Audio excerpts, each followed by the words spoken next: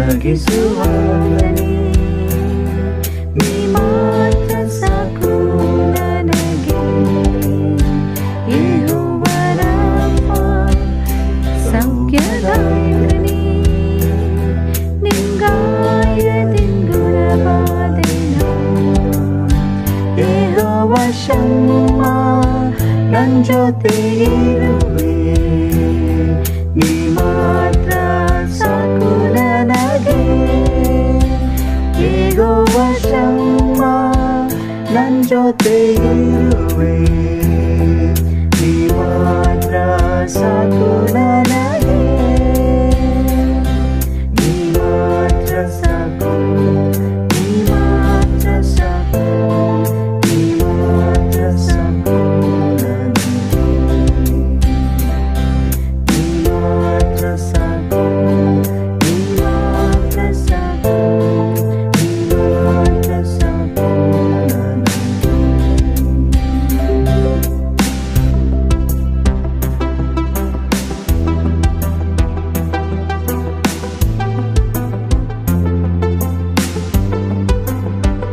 ಯೆಹೋವ ಎಲೋಹಿಂ ಸೃಷ್ಟಿಸುವ ದೇವರೇ, ನಿಮ್ಮ ವಾಕ್ಯದಿಂದ ಸೃಷ್ಟಿ ಮಾಡಿದೆ. ಯೆಹೋವ ಪರಿಶುದ್ಧ ಉನ್ನತ ದೇವರೇ, ನಿನ್ನ ಹಾಗೆ ಯಾರೂ ಇಲ್ಲ. ಯೆಹೋವ ಶಾಲೋಮ್ ನನ್ ಸಮಾಧಾನ, ನೀಡಿದೆ ನನ್ನ ಹೃದಯದಲ್ಲಿ. ಯೆಹೋವ ಶಾಲೋಮ್ ನನ್ ಸಮಾಧಾನ, ನೀಡಿದೆ ನನ್ನ ಹೃದಯದಲ್ಲಿ.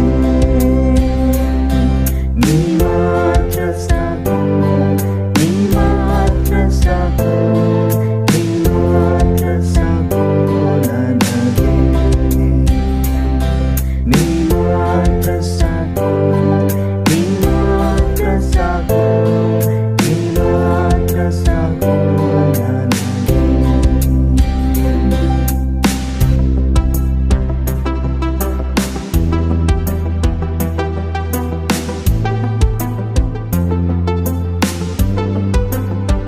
ಯೇಸುವೇ ನೀನೇ ನನ್ನಾತ್ಮ ಪ್ರಿಯನು, ನನ್ನೆಷ್ಟೊಂದು ಪ್ರೀತಿ ಮಾಡಿದೆ. ನನ್ನನ್ನು ರಕ್ಷಿಸಲು ನಿನ್ನನ್ನೇ ನೀಡಿದೆ. ನಿನ್ನ ಹಾಗೆ ಯಾರೂ ಇಲ್ಲ. ನನ್ನ ಜೀವಿತ ದಿನವೆಲ್ಲ ನಿನಗಾಗಿ ಜೀವಿಸುವೆ. ನೀ ಮಾತ್ರ ಸಾಕು ನನಗೆ. ನನ್ನ ಜೀವಿತ ದಿನವೆಲ್ಲ ನಿನಗಾಗಿ ಜೀವಿಸುವೆ. ನೀ ಮಾತ್ರ ಸಾಕು ನನಗೆ. ನೀ ಮಾತ್ರ ಸಾಕು, ನೀ ಮಾತ್ರ ಸಾಕು, ನೀ ಮಾತ್ರ ಸಾಕು ನನಗೆ. ನೀ ಮಾತ್ರ ಸಾಕು, ನೀ ಮಾತ್ರ ಸಾಕು, ನೀ ಮಾತ್ರ ಸಾಕು ನನಗೆ.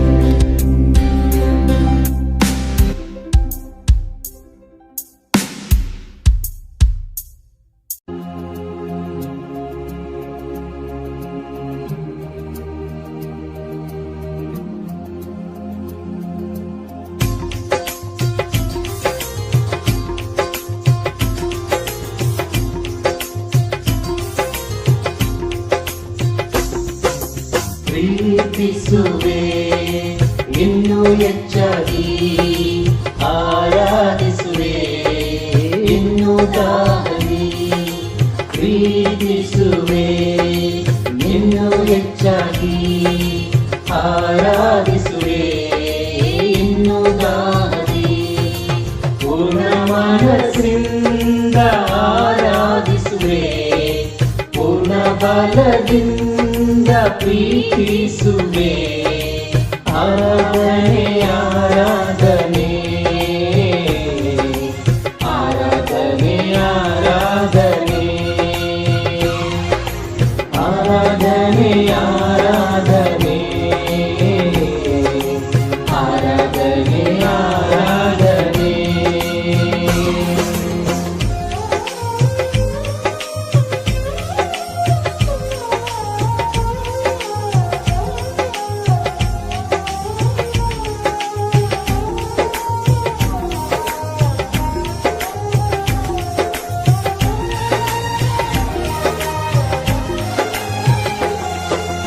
ಎಬಿನೇಸರೇ ಎಬಿನೇಸರೇ ಇದುವರೆಗೂ ಸಹಾಯ ನೀವೇ.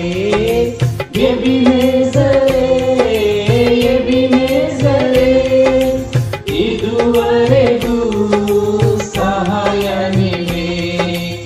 ಇದುವರೆಗೂ ಸಹಾಯ ನೀವೇ. ನನ್ನ ಪೂರ್ಣ ಮನಸ್ಸಿಂದ ಆರಾಧಿಸುವೆ, ಪೂರ್ಣ ಬಲದಿಂದ ಪ್ರೀತಿಸುವೆ. ಆರಾಧನೆ ಆರಾಧನೆ ಆರಾಧನೆ ಆರಾಧನೆ.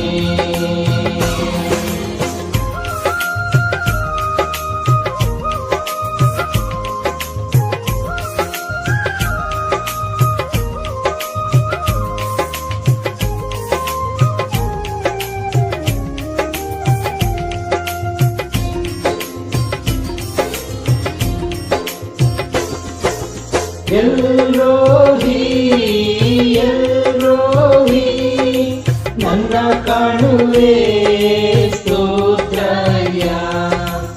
ಎಲ್ರೋಹಿ ಎಲ್ರೋಹಿ ನನ್ನ ಕಾಣುವೆ ಸ್ತೋತ್ರಯ್ಯ. ನನ್ನ ಕಾಣುವೆ ಸ್ತೋತ್ರಯ್ಯ. ನನ್ನ ಪೂರ್ಣ ಮನಸ್ಸಿಂದ ಆರಾಧಿಸುವೆ, ಪೂರ್ಣ ಬಲದಿಂದ ಪ್ರೀತಿಸುವೆ. ಆರಾಧನೆ ಆರಾಧನೆ ಆರಾಧನೆ ಆರಾಧನೆ.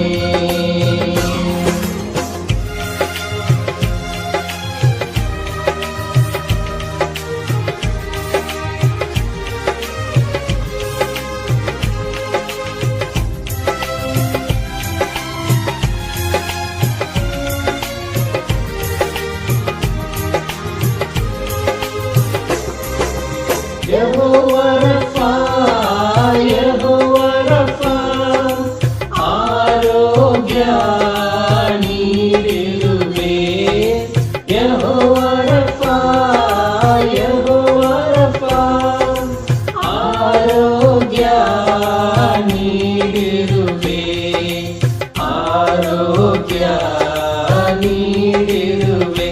ನನ್ನ ಪೂರ್ಣ ಮನಸ್ಸಿಂದ ಆರಾಧಿಸುವೆ, ಪೂರ್ಣ ಬಲದಿಂದ ಪ್ರೀತಿಸುವೆ. ಆರಾಧನೆ ಆರಾಧನೆ ಆರಾಧನೆ ಆರಾಧನೆ. ಪ್ರೀತಿಸುವೆ ಇನ್ನು ಹೆಚ್ಚಾಗಿ, ಆರಾಧಿಸುವೆ ಇನ್ನು ದಾಹದಿ. ಪ್ರೀತಿಸುವೆ ಇನ್ನು ಹೆಚ್ಚಾಗಿ, ಆರಾಧಿಸುವೆ ಇನ್ನು ದಾಹದಿ. ಪೂರ್ಣ ಮನಸ್ಸಿಂದ ಆರಾಧಿಸುವೆ, ಪೂರ್ಣ ಬಲದಿಂದ ಪ್ರೀತಿಸುವೆ. ಪೂರ್ಣ ಮನಸ್ಸಿಂದ ಆರಾಧಿಸುವೆ, ಪೂರ್ಣ ಬಲದಿಂದ ಪ್ರೀತಿಸುವೆ. ಆರಾಧನೆ ಆರಾಧನೆ ಆರಾಧನೆ ಆರಾಧನೆ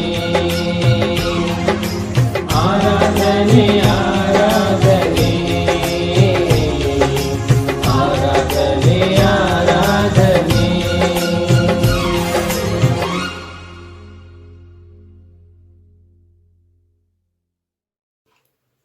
ಎಲ್ಲ ದೇವ ಜನರಿಗೂ ಹಾಗೂ ಸ್ನೇಹಿತರಿಗೂ ಈ ಒಂದು ಕನ್ನಡ ಆರಾಧನೆ ಮೂಲಕ ನಿಮ್ಮೆಲ್ಲರನ್ನು ಸುಸ್ವಾಗತವನ್ನು ಕೋರುತ್ತೇನೆ.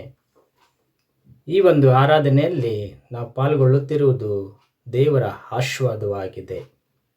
ಈ ದಿನದಲ್ಲಿ ನಾವು ಕೀರ್ತನೆಗಳು 138ನೇ ಅಧ್ಯಾಯ 2ರಿಂದ 3ವರೆಗೂ ನಾವು ಓದಿ ಈ ಒಂದು ಆರಾಧನೆ ದೇವರಿಗೆ ಒಪ್ಪಿಸಿಕೊಡೋಣ. ನಿನ್ನ ಪರಿಶುದ್ಧಾಲಯದ ಕಡೆಗೆ ಅಡ್ಡ ಬೀಳುತ್ತೇನೆ. ನಿನ್ನ ಕೃಪೆ ಸತ್ಯತೆ ಇವಳಿಗೋಸ್ಕರ ನಿನ್ನ ನಾಮವನ್ನು ಕೊಂಡಾಡುತ್ತೇನೆ. ವಾಗ್ದಾನವನ್ನು ವಿಶೇಷ ರೀತಿಯಿಂದ ನೆರವೇರಿಸಿ ನಿನ್ನ ನಾಮ ಮಹತ್ತನ್ನು ಹೆಚ್ಚಿಸಿದ್ದಿ. ನಾನು ಮೊರೆ ಇಟ್ಟಾಗ ಸದುತ್ತರವನ್ನು ದಯಪಾಲಿಸಿದಿ. ನನ್ನ ಆತ್ಮಕ್ಕೆ ಬಲ ಕೊಟ್ಟು ನನ್ನನ್ನು ಧೈರ್ಯಪಡಿಸಿದ್ದಿ. ಆತನ ಕಡೆಗೆ ನಾವು ತಿರುಗಿಕೊಂಡು ಆತನ ಕೃಪೆ ಸತ್ಯತೆಗಳನ್ನು ನೆನೆಸಿಕೊಂಡು ಆತನನ್ನು ಈ ದಿನದಲ್ಲಿ ನಾವು ಆರಾಧಿಸೋಣ. ಆತನ ಮಹತ್ವವಾದಂಥ ವಾಗ್ದಾನಗಳನ್ನು ವಿಶೇಷ ರೀತಿಯಲ್ಲಿ ನೆರವೇರಿಸುವಂತರಾಗಿದ್ದಾರೆ ಆತನು. ಪ್ರೀತಿಯ ಸಹೋದರ ಸಹೋದರಿಯರೇ, ಇವತ್ತು ನಾವು ನಮ್ಮ ಜೀವನದಲ್ಲಿ ಹಲವಾರು ರೀತಿಯಲ್ಲಿ ದುಃಖ ನೋವುಗಳಲ್ಲಿ ನಾವು ಇರಬಹುದು. ಇಂಥ ಒಂದು ಸಂದರ್ಭದಲ್ಲಿ ನಾವು ಧೈರ್ಯವನ್ನು ನಾವು ತಂದುಕೊಳ್ಳಬೇಕು. ಹೇಗೆ ಸಾಧ್ಯ ನನ್ನಿಂದ ಧೈರ್ಯವನ್ನು ತಂದುಕೊಳ್ಳೋದಕ್ಕೆ ಇಂಥ ಒಂದು ಸಂದರ್ಭಗಳಂತ ನಾವು ಯೋಚಿಸಬಹುದು. ಅದು ದೇವರು ಹೇಳ್ತಾರೆ, ನಾನು ನಿಮಗೆ ವಿಶೇಷವಾದಂಥ ಧೈರ್ಯವನ್ನು ಕೊಡುತ್ತೇನೆ, ಧೈರ್ಯದಿಂದ ಇರ್ರಿ ಅಂತ ಮಾತಾಡ್ತಿದ್ದಾರೆ ಈ ವಚನದಲ್ಲಿ. ನಾವು ಧೈರ್ಯದಿಂದ ಇರೋಣ.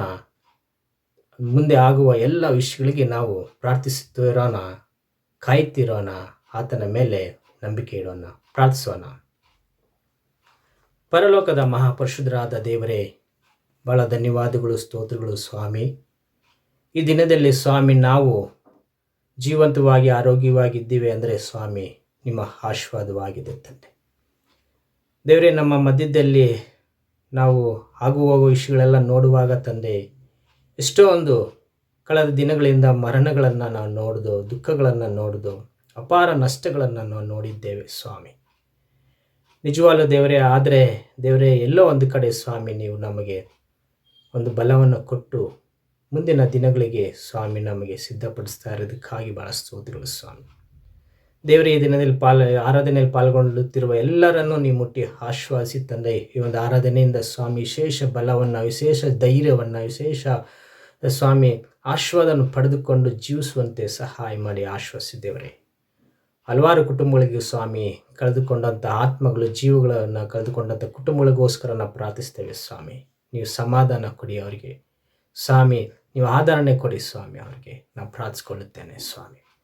ದೇವರೇ, ಇರುವಂಥ ಎಲ್ಲ ಕಷ್ಟಗಳನ್ನೆಲ್ಲವನ್ನು ಹೋಗಲಾಡಿಸಿ ಸ್ವಾಮಿ ನಾನು ಪ್ರಾರ್ಥಿಸ್ಕೊಳ್ತೇನೆ ಸ್ವಾಮಿ. ಮುಂದೆ ಬರುವ ದಿನಗಳಿಗೆ ಬೇಕಾದಂಥ ನಮಗೆ ಬಲವನ್ನು, ಧೈರ್ಯವನ್ನು ತುಂಬಿ ನೀವು ನಡೆಸಿ ಈ ಆರಾಧನೆಯನ್ನು ನಾನು ನಿಮ್ಮ ಕೈಲಿ ಒಪ್ಪಿಸ್ತೇನೆ ಸ್ವಾಮಿ. ಈ ದಿನದಲ್ಲಿ ಈ ಒಂದು ನಿಮ್ಮ ವಾಕ್ಯವನ್ನು ಸಾರಲ್ಲಿರುವ, ಹೇಳಿಕೊಡಲಿರುವ ಸಹೋದರ ಜೊತೆ ಇದ್ದುಕೊಂಡು ನೀವು ದಾರಿ ನಡೆಸಿ ಅಂತ ನಾನು ಪ್ರಾರ್ಥಿಸ್ಕೊಳ್ತಾ ಒಂದು ಪ್ರಾರ್ಥನೆ ವಿಜ್ಞಾಪನೆಯನ್ನು ನಿಮ್ಮ ಒಬ್ಬನೇ ಕುಮಾರನಾದ ಯೇಸು ಕ್ರಿಸ್ತನ ನಾಮದಲ್ಲಿ ಬೇಡಿಕೊಳ್ಳುತ್ತೇನೆ ತಂದೆ. ಆಮೆನ್.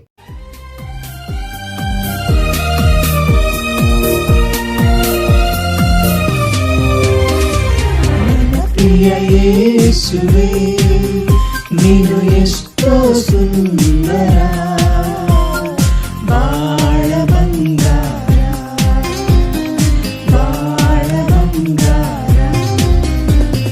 ನನ್ನ ಪ್ರಿಯ ಯೇಸುವೇ, ನೀನು ಎಷ್ಟೋ ಸುಂದರ, ಬಾಳ ಬಂಗಾರ, ಬಾಳ ಬಂಗಾರ.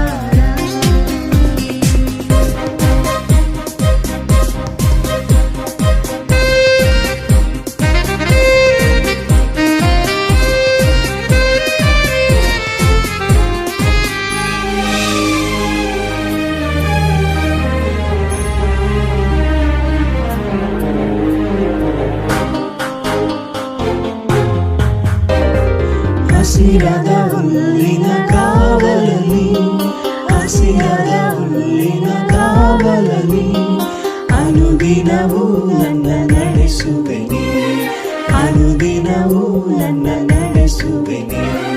ನೀನಿರುವೆ ನನಗೆ ಭಯವೇ ಇಲ್ಲ, ನೀನಿರುವೆ ನನಗೆ ಸೋಲಿಲ್ಲ, ನೀನಿರುವೆ ನನಗೆ ಭಯವೇ ಇಲ್ಲ, ನೀನಿರುವೆ ನನಗೆ ಸೋಲಿಲ್ಲ. ನನ್ನ ಪ್ರಿಯ ಯೇಸುವೇ, ನೀನು ಎಷ್ಟೋ ಸುಂದರ.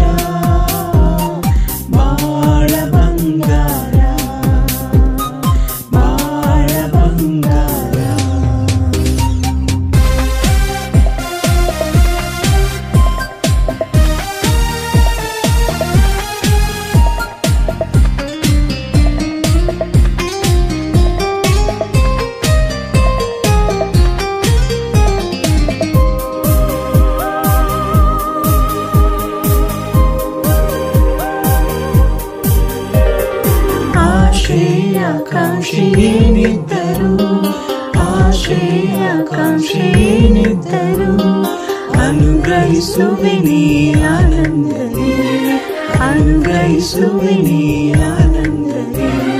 ನೀನಿರುವೆ ನನಗೆ ಭಯವೇ ಇಲ್ಲ, ನೀನಿರುವೆ ನನಗೆ ಸೋಲಿಲ್ಲ, ನೀನಿರುವೆ ನನಗೆ ಭಯವೇ ಇಲ್ಲ, ನೀನಿರುವೆ ನನಗೆ ಸೋಲಿಲ್ಲ.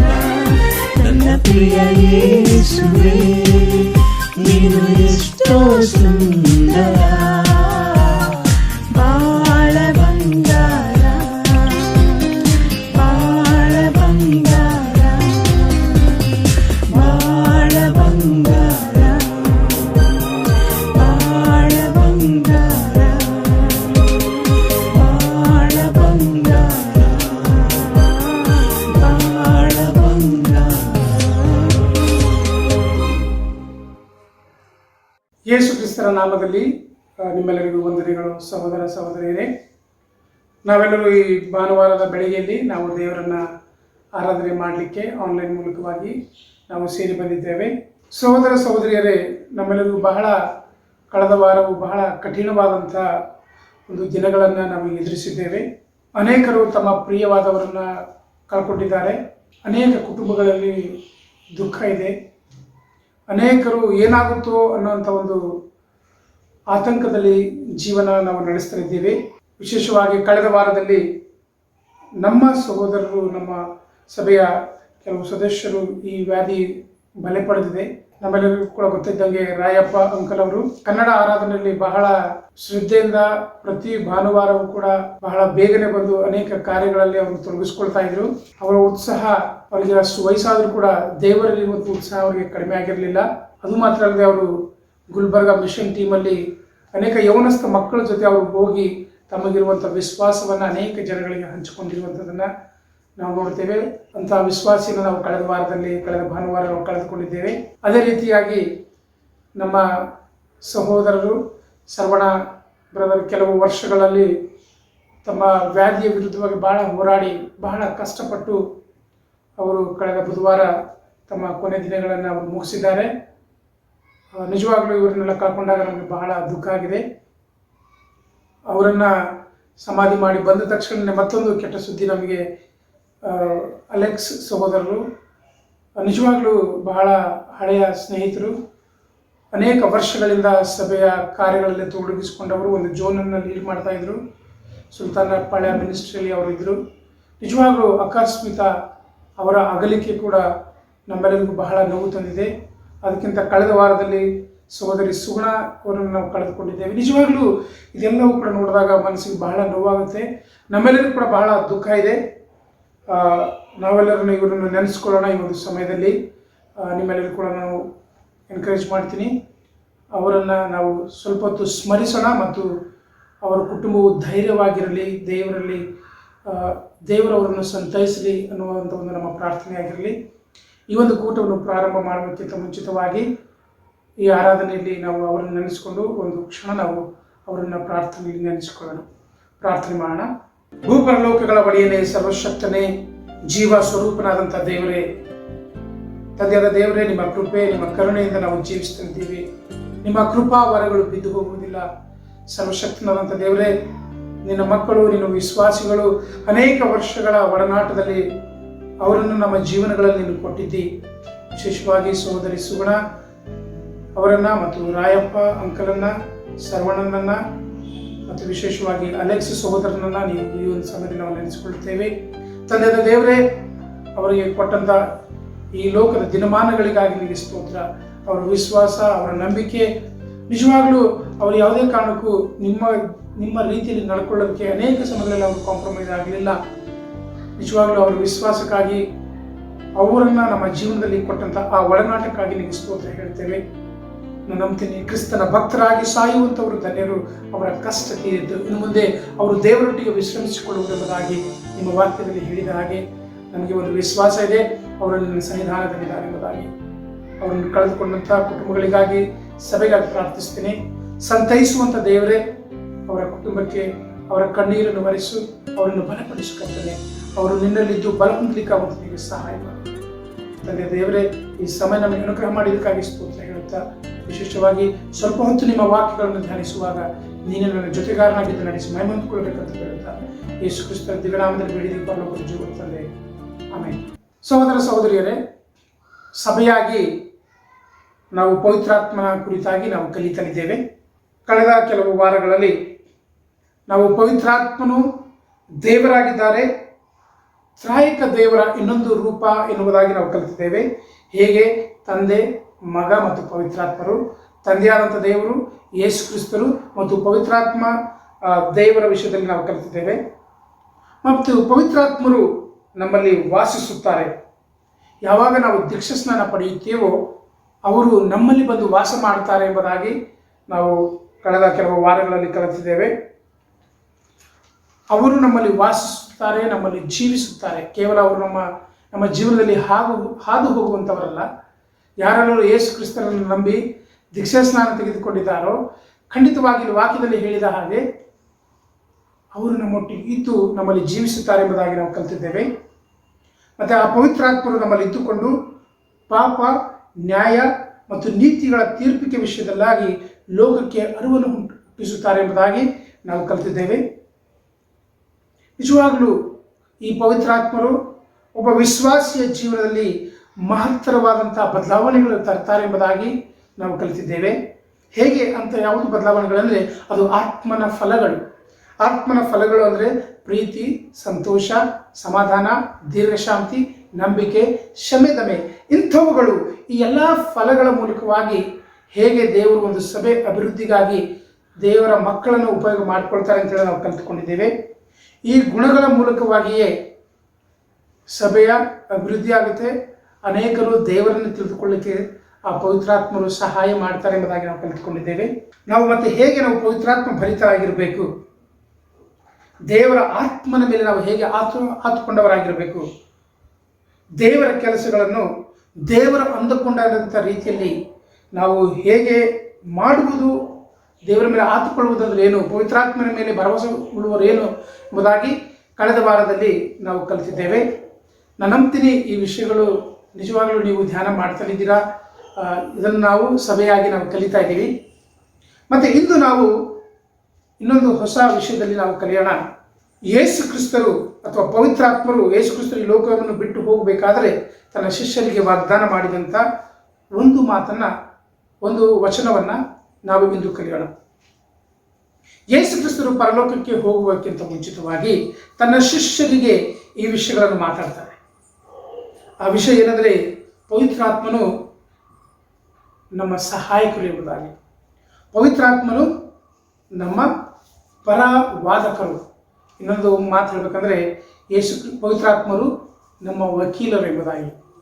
ಇಂದಿನ ಸಂದೇಶದ ಶೀರ್ಷಿಕೆ ಪವಿತ್ರಾತ್ಮನು ನಮ್ಮ ವಕೀಲರಾಗಿದ್ದಾರೆ. ನಮಗೆಲ್ಲರೂ ಕೂಡ ಗೊತ್ತಿದೆ, ಈ ವಕೀಲರು ಅನ್ನುವಂಥದ್ದು ಪರವಾಗಿ ವಾದ ಮಾಡುವಂಥವರು. ಅಂದರೆ ಒಬ್ಬ ವ್ಯಕ್ತಿ ಕಾನೂನಾತ್ಮಕವಾದಂತಹ ತೊಡಕುಗಳಿದ್ದಾಗ ಅವನು ಹೇಗೆ ಇದನ್ನು ನಿವಾರಿಸಿಕೊಂಡು ಮುಂದೆ ಹೋಗಬೇಕಂತೇಳಿ ಗೊತ್ತೇ ಇಲ್ಲದೆ ಇರುವಂಥ ಸಮಯದಲ್ಲಿ ಒಬ್ಬ ವ್ಯಕ್ತಿಯ ಪರವಾಗಿ ನ್ಯಾಯಯುತವಾಗಿ ಆ ವ್ಯಕ್ತಿಗೆ ಸಹಾಯ ಮಾಡುವಂಥವನು, ಆ ವ್ಯಕ್ತಿಯ ಪರವಾಗಿ ಮಾತಾಡುವವರನ್ನ ನಾವು ವಕೀಲ ಅಂತೇಳಿ ಕರಿತೀವಿ.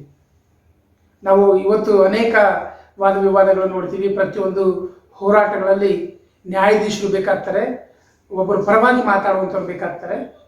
ಅದೇ ರೀತಿಯಾಗಿ ಯೇಸು ಕ್ರಿಸ್ತರು ಈ ಲೋಕಕ್ಕೆ ಬಂದು ಅವರು ಪರಲೋಕಕ್ಕೆ ಹೋಗುವಂಥ ಸಮಯದಲ್ಲಿ ಶಿಷ್ಯರಿಗೆ ವಾಗ್ದಾನ ಮಾಡಿದಂಥ ಈ ಒಂದು ವಿಷಯದ ಕುರಿತಾಗಿ ನಾವು ಇಂದು ಧ್ಯಾನ ಮಾಡೋಣ.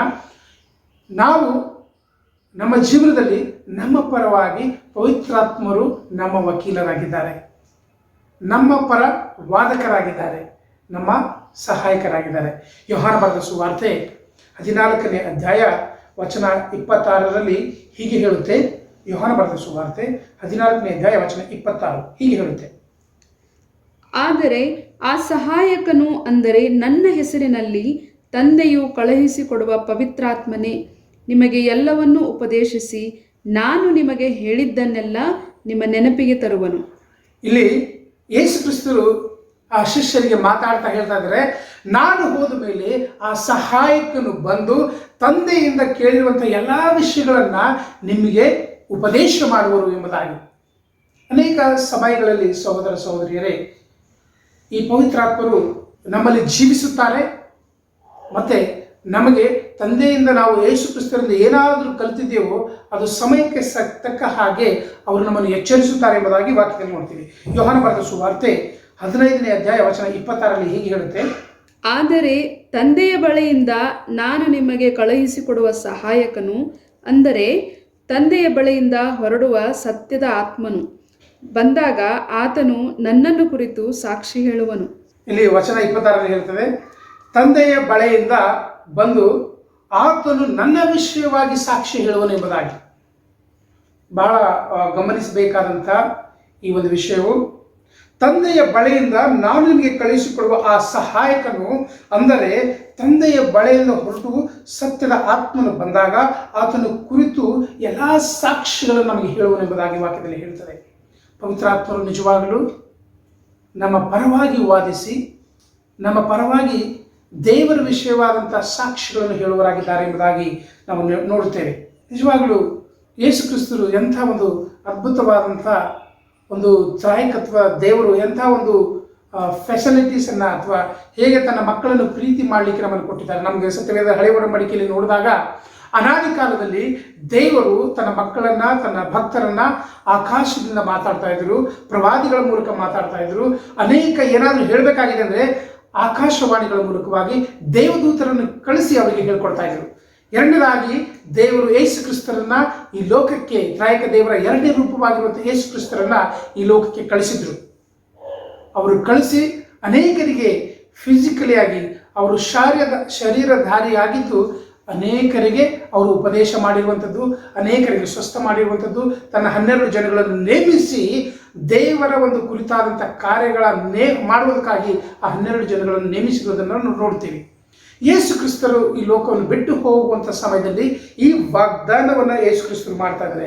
ನಾನು ಆ ಸಹಾಯಕನನ್ನು ಕಳಿಸ್ತೀನಿ, ದೇವರ ಪ್ರತಿರೂಪವಾಗಿರುವಂಥ ಪವಿತ್ರಾತ್ಮನು ನಿಮಗೆ ಸಹಾಯಕರಾಗಿ, ನಿಮಗೆ ಹೆಲ್ಪರ್ ಆಗಿ, ನಿಮ್ಮ ಆಲೋಚನೆಯ ಕುರಿತಾಗಿ ನಿಮ್ಮ ಪರವಾಗಿ ವಾದ ಮಾಡಲಿಕ್ಕೆ ನಾನು ಆತ್ಮನನ್ನು ಕಳಿಸ್ತೀನಿ ಅನ್ನುವಂಥ ಒಂದು ಕುರಿತಾಗಿ ಯೇಸು ಕ್ರಿಸ್ತರು ವಾಗ್ದಾನ ಮಾಡಿದ ಹಾಗೆ ಇಲ್ಲಿ ಯೇಸು ಕ್ರಿಸ್ತರು ಆ ಪವಿತ್ರಾತ್ಮನನ್ನು ಕಳಿಸಿದ್ದಾರೆ. ಮತ್ತು ಆತನು ಬಂದಾಗ ನಮಗೆ ಅನೇಕ ದೇವರ ಕುರಿತಾದಂಥ ಸಾಕ್ಷಿಗಳನ್ನು ಹೇಳ್ತಾರೆ ಎಂಬುದಾಗಿ ನಾವು ನೋಡ್ತೀವಿ. ಯೋಹಾನನು ಬರೆದ ಸುವಾರ್ತೆ 16ನೇ ಅಧ್ಯಾಯ ವಚನ 7ರಿಂದ 15 ವಚನಗಳನ್ನು ನಾವು ಓದಿಕೊಳ್ಳೋಣ. ಆದರೂ ನಾನು ನಿಮಗೆ ಸತ್ಯವನ್ನು ಹೇಳುತ್ತೇನೆ, ಕೇಳಿರಿ.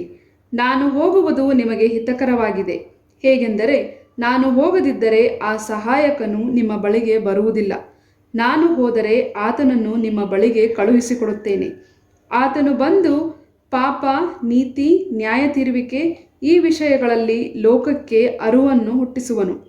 ಅವರು ನನ್ನನ್ನು ನಂಬದೇ ಇರುವುದರಿಂದ ಪಾಪದ ವಿಷಯದಲ್ಲಿಯೂ, ನಾನು ತಂದೆಯ ಬಳಿಗೆ ಹೋಗಿ ಇನ್ನು ಮೇಲೆ ನಿಮಗೆ ಕಾಣಿಸದೇ ಇರುವುದರಿಂದ ನೀತಿಯ ವಿಷಯದಲ್ಲಿಯೂ, ಇಹಲೋಕಾಧಿಪತಿಗೆ ನ್ಯಾಯ ತೀರುವಿಕೆಯಾದುದರಿಂದ ನ್ಯಾಯ ತೀರುವಿಕೆಯ ವಿಷಯದಲ್ಲಿಯೂ ಲೋಕಕ್ಕೆ ಅರುವನ್ನು ಹುಟ್ಟಿಸುವನು.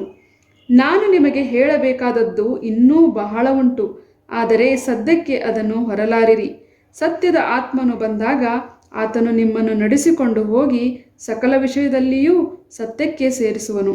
ಆತನು ತನ್ನಷ್ಟಕ್ಕೆ ತಾನೇ ಮಾತಾಡದೆ ಕೇಳಿದ ಮಾತುಗಳನ್ನೇ ಆಡುವನು ಮತ್ತು ಮುಂದಾಗುವ ಸಂಗತಿಗಳನ್ನು ನಿಮಗೆ ತಿಳಿಸುವನು. ಆತನು ನನ್ನದರೊಳಗಿಂದ ತೆಗೆದುಕೊಂಡು ನಿಮಗೆ ತಿಳಿಸುತ್ತಾ ನನ್ನನ್ನೇ ಮಹಿಮೆಪಡಿಸುವನು. ತಂದೆಗೆ ಇರುವುದೆಲ್ಲ ನನ್ನದು, ಆದ್ದರಿಂದಲೇ ನನ್ನದರೊಳಗಿರಿಂದ ತೆಗೆದುಕೊಂಡು ನಿಮಗೆ ತಿಳಿಸುವನೆಂದು ಹೇಳಿದನು.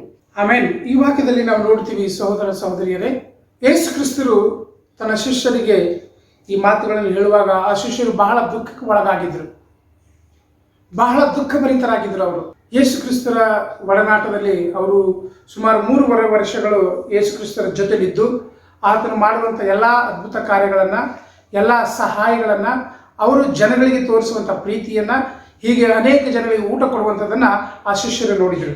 ಯೇಸು ಕ್ರಿಸ್ತರು ಆ ಪವಿತ್ರಾತ್ಮನ ಸಹಾಯದ ಕುರಿತಾಗಿ ತನ್ನ ಶಿಷ್ಯರೊಟ್ಟಿಗೆ ಮಾತಾಡುವಾಗ ನಿಜವಾಗ್ಲೂ ಅವರ ಹೃದಯದಲ್ಲಿ ಬಹಳ ದುಃಖವಾಗಿತ್ತು. ಯಾಕೆಂದರೆ ಯೇಸು ಕ್ರಿಸ್ತರು ಇನ್ನು ಮುಂದೆ ನಮ್ಮ ಜೊತೆ ಇರೋದಿಲ್ಲ, ಆತರು ಹೋಗ್ತಾರೆ. ಇನ್ನು ಮುಂದೆ ಯೇಸು ಕ್ರಿಸ್ತರೊಟ್ಟಿಗೆ ನಾವು ಇರಲಿಕ್ಕೆ ಆಗೋದಿಲ್ಲ. ಅಂಥೇಳಿ ಹೇಳುವಂಥ ಒಂದು ದುಃಖದ ಹೃದಯದಲ್ಲಿ ಅವರು ಇರುವಾಗ ಯೇಸು ಕ್ರಿಸ್ತರು ಹೀಗೆ ಹೇಳ್ತಾರೆ, ನಾನು ಹೋಗುವುದು ನಿಮಗೆ ಹಿತವಾಗಿದೆ, ನಾನು ಹೋಗುವುದು ನಿಮಗೆ ಹಿತವಾಗಿದೆ, ನಾನು ಹೋಗಿ ಆ ಸಹಾಯಕನನ್ನು ನಿಮಗೆ ನಾನು ಕಳಿಸ್ಕೊಡ್ತೀನಿ. ಆತ ನಿಮಗೆ ಎಲ್ಲ ವಿಷಯಗಳಲ್ಲಿ ಆತ ನಿಮಗೆ ಸಹಾಯ ಮಾಡ್ತಾನೆ, ಪ್ರತಿಯೊಂದು ವಿಷಯದಲ್ಲಿ ನಿಮಗೆ ಸಹಾಯ ಮಾಡ್ತಾನೆ. ದೇವರ ಒಂದು ಚಿತ್ತಾನುಸಾರವಾಗಿ ದೇವರ ಒಂದು ಸಭೆಯನ್ನು ಕಟ್ಟಲಿಕ್ಕೆ ದೇವರು ಈ ಶಿಷ್ಯರನ್ನು ಉಪಯೋಗ ಮಾಡುವಂಥ ರೀತಿಯಲ್ಲಿ, ಅಂದರೆ ಯೇಸು ಕ್ರಿಸ್ತರು ಈ ಲೋಕದಲ್ಲಿ ಇರುವಾಗ ಏನು ಕಾರ್ಯ ಮಾಡಿದ್ರು, ಆ ಪವಿತ್ರಾತ್ಮರು ಬಂದಾಗ ದೇವರ ಕಾರ್ಯಗಳು ಇನ್ನೂ ಮಹತ್ವವಾಗುತ್ತೆ ಅನ್ನೋಂಥ ಒಂದು ವಿಷಯದಲ್ಲಿ ಯೇಸು ಕ್ರಿಸ್ತರು ಮಾತಾಡ್ತಾ ಇದ್ದಾರೆ. ನಮ್ಮ ಜೀವನಗಳಲ್ಲಿ ಇಂದು ಇದನ್ನು ನಾವು ಊಹಿಸ್ಕೊಳ್ಬೋದು, ಆ ಶಿಷ್ಯರ ಮನಸ್ಥಿತಿ ಹೇಗಿತ್ತು ಅಂಥೇಳಿ. ನಮ್ಮ ಪ್ರಿಯವಾದವರನ್ನು ನಮ್ಮಿಂದ ದೂರ ಅಗಲುವಂಥ ಈ ಒಂದು ಘಟನೆಗಳನ್ನು, ಈ ಸನ್ನಿವೇಶಗಳನ್ನು ನಾವು ನೆನೆಸಿಕೊಳ್ಳುವಾಗ ನಿಜವಾಗ್ಲೂ ನಮ್ಮ ರೀತಿಯಲ್ಲೇ ಅವರ ಮನಸ್ಥಿತಿ ಕೂಡ ಇತ್ತೇನೋ. ನಮಗೆ ಭಾಳ ಹತ್ತಿರವಾದಂಥವರು, ಮೇ ಬಿ ನನ್ನ ಹೆಂಡತಿ ಇರ್ಬೋದು, ನನ್ನ ಮಕ್ಕಳಿರ್ಬೋದು, ಅಥವಾ ನಮ್ಮ ತಂದೆ ತಾಯಿ ತಮ್ಮ ಕೊನೆ ಗಳಿಗೆಯಲ್ಲಿ ನಾನು ಹೋಗ್ತಾ ಇದ್ದೀನಿ, ನಾನು ಮರಣ ಹೊಂದ್ತಾ ಇದ್ದೀನಿ, ನೀವೆಲ್ಲ ಚೆನ್ನಾಗಿರ್ತೀರಾ, ಏನೂ ಆಗೋದಿಲ್ಲ, ನೀವೇನು ಚಿಂತೆ ಮಾಡಬೇಡಿ, ಈ ರೀತಿಯಾಗಿ ಒಂದು ವೇಳೆ ಕೆಲವೊಂದು ಸಂತೈಸುವಂಥ ಮಾತುಗಳು ಹೇಳಿದಾಗಲೂ ಕೂಡ ನಮ್ಮ ಹೃದಯಕ್ಕೆ ಹೋಗೋದಿಲ್ಲ, ನಮ್ಮ ಮನಸ್ಸು ಬಹಳ ಭಾರ ಆಗುತ್ತೆ. ಕಳೆದ ವಾರಗಳಲ್ಲಿ ಗೊತ್ತಿಲ್ಲ, ನಿಜವಾಗ್ಲೂ ಅನೇಕ ನಮ್ಮ ಸಹೋದರರ ಕುಟುಂಬಗಳ ಕಣ್ಣೀರನ್ನು ನೋಡುವಾಗ ಮನಸ್ಸಿಗೆ ಬಹಳ ನೋವಾಗುತ್ತೆ. ಅವರು ಪಡುವಂಥ ವ್ಯಥೆ, ನಿಜವಾಗ್ಲೂ ಅವರ ಪ್ರೀತಿ, ಅನ್ಯೋನ್ಯತೆ, ಇದೆಲ್ಲ ನೆನೆಸ್ಕೊಂಡಾಗ ಮನಸ್ಸಿಗೆ ಬಹಳ ದುಃಖ ಆಗುತ್ತೆ. ಆದರೆ ಸರ್ವಶಕ್ತನಾದಂಥ ದೇವರು ನಿಜವಾಗ್ಲೂ ನಮ್ಮ ಜೊತೆ ಇರ್ತಾರೆ. ಅದೇ ವಾಗ್ದಾನ ದೇವರು ನಮಗೆ ಮಾಡಿದ್ದಾರೆ. ಯುಗದ ಸಮಾಪ್ತಿ ಎಲ್ಲ ದಿನಗಳು ನಿಮ್ಮ ಸಂಗಡ ಇರ್ತೇನೆ, ಧೈರ್ಯವಾಗಿರ್ರಿ, ನಾನು ಲೋಕವನ್ನು ಜಯಿಸಿದ್ದೇನೆ. ನಿಜವಾಗ್ಲೂ ಲೋಕದ ಅಂತ್ಯದವರೆಗೂ ದೇವರು ನಮ್ಮ ಜೊತೆ ಇರ್ತೀನಿ ಎಂಬುದಾಗಿ ವಾಗ್ದಾನ ಮಾಡಿದ್ದಾರೆ. ಈ ನಿರೀಕ್ಷೆಯಲ್ಲಿ ಕ್ರೈಸ್ತರಾದಂಥ ನಾವು ಜೀವಿಸ್ತಾ ಇದ್ದೀವಿ.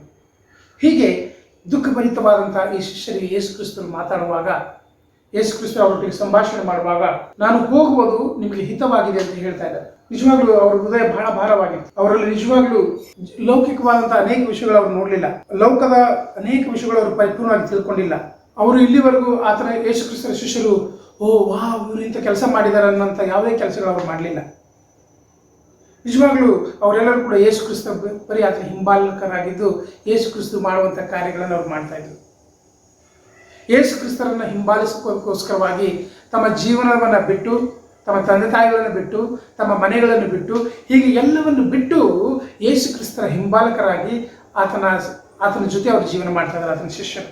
ಆದರೆ ಇಂಥ ಒಂದು ಸಮಯದಲ್ಲಿ 3.5 ವರ್ಷದಲ್ಲಿ ಯೇಸು ಕ್ರಿಸ್ತರ ಒಂದು ಸುವಾರ್ತೆ ಕಾರ್ಯಗಳನ್ನು ಆದಮೇಲೆ ಅವರು ಮರಣವನ್ನು ಹೊಂದುತ್ತಾರೆ. ಅವರು ನಿಜವಾಗ್ಲೂ ಮರಣ ಹೊಂದಿದ ಮೇಲೆ ಅವರಿನ್ನೂ ದುಃಖಕ್ಕೊಳಗಾಗಿ ಎಲ್ಲ ಕಡೆ ಚೆದರುಕೊಂಡು ಹೋಗ್ತಾರೆ ಆತನ ಶಿಷ್ಯರು. ಮತ್ತೆ ಯೇಸು ಕ್ರಿಸ್ತರು 3 ದಿವಸಗಳಾದಮೇಲೆ ಎದ್ದು ಬಂದು ತನ್ನ ಎಲ್ಲ ಶಿಷ್ಯರನ್ನು ಒಗ್ಗೂಡಿಸಿ 40 ದಿವಸಗಳ ಕಾಲ ಅವ್ರ ಜೊತೆಯಾಗಿದ್ದು ಅನೇಕ ದೇವರ ರಾಜ್ಯದ ಕುರಿತಾಗಿ ಅವ್ರ ಜೊತೆ ಮಾತಾಡಿದ ಮೇಲೆ, ಅವರ ದುಃಖವನ್ನು ತಣಿಸಿದ ಮೇಲೆ ಅವರಿಗೆ ಮೋಸ್ಟ್ಲಿ ಸಮಾಧಾನ ಆಗಿತ್ತೇನೋ ಗೊತ್ತಿಲ್ಲ. ಹೇಗಾದರೆ ಯೇಸು ಕ್ರಿಸ್ತರು ಎದ್ದು ಬಂದರು, ಅವರು ದೈವತ್ವವನ್ನು ಪಡೆದಿದ್ದಾರೆ, ಹೇಗಾದರೂ ಇನ್ನು ಮುಂದೆ ನಮಗೆ ಸಹಾಯ ಮಾಡ್ತಾರೆ ಅಂತ ಸಂತೋಷದಲ್ಲಿ ಇದ್ರೇನೋ ಗೊತ್ತಿಲ್ಲ ಫಿಸಿಕಲಿಯಾಗಿ.